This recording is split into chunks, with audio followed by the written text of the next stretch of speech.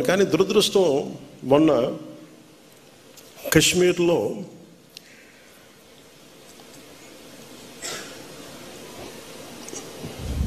ప్రత్యేకించి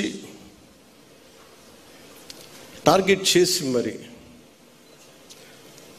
దాదాపు 30 మందిని చంపేయటం, చాలామంది క్షతగాత్రులు అవ్వటం, ఇది నా మనసుని చాలా కలిసి సగటు భారతీయుడిగా, నథింగ్ టు డూ విత్ దీని పాలిటిక్స్ సంబంధం లేదు.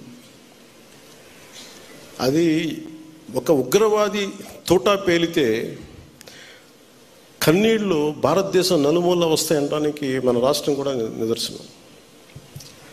ఎక్కడో వైజాగ్లో ఒక రిటైర్డ్ బ్యాంక్ ఎంప్లాయ్ ఆయన ప్రాణాలు కోల్పోయాడు. ఎక్కడో కావల్లో ఒక యువకుడు చనిపోయాడు. ఇది చాలా చాలా బాధ కలిగించింది మా అందరికీ, చాలామందితో పాటు నాకు బాధ కలిగించింది.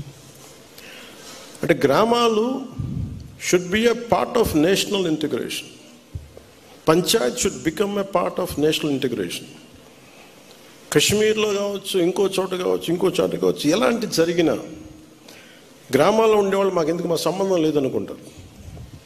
గ్రామాలు రాజకీయాలకు కావచ్చు, పొలిటికల్ పార్టీస్ కావచ్చు, కులాలకు కావచ్చు, వర్గాలకు కావచ్చు, దానికి ఫౌండేషన్ కింద కాకుండా జాతీయ సమగ్రతకి పట్టుకొమ్మల వాళ్ళు పంచాయతీలు.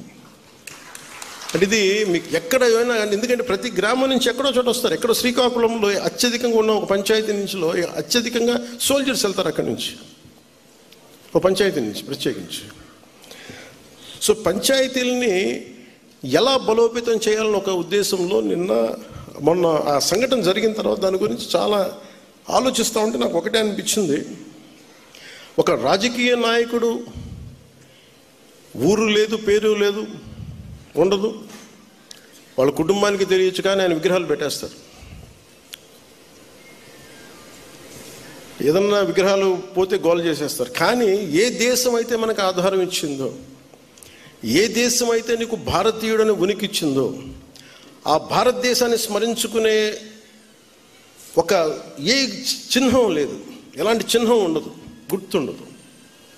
అందుకని నేను ఈరోజు నా ప్రతిపాదన ఉన్నతాధికారులందరికీ, శశిభూషణ్ గారికి కానీ, ఇక్కడున్న కమిషనర్ గారికి కానీ, అందరికీ ప్రతి పంచాయతీలో జాతీయ సమగ్రత ప్రాంగణం అనేది చాలా చాలా అవసరం.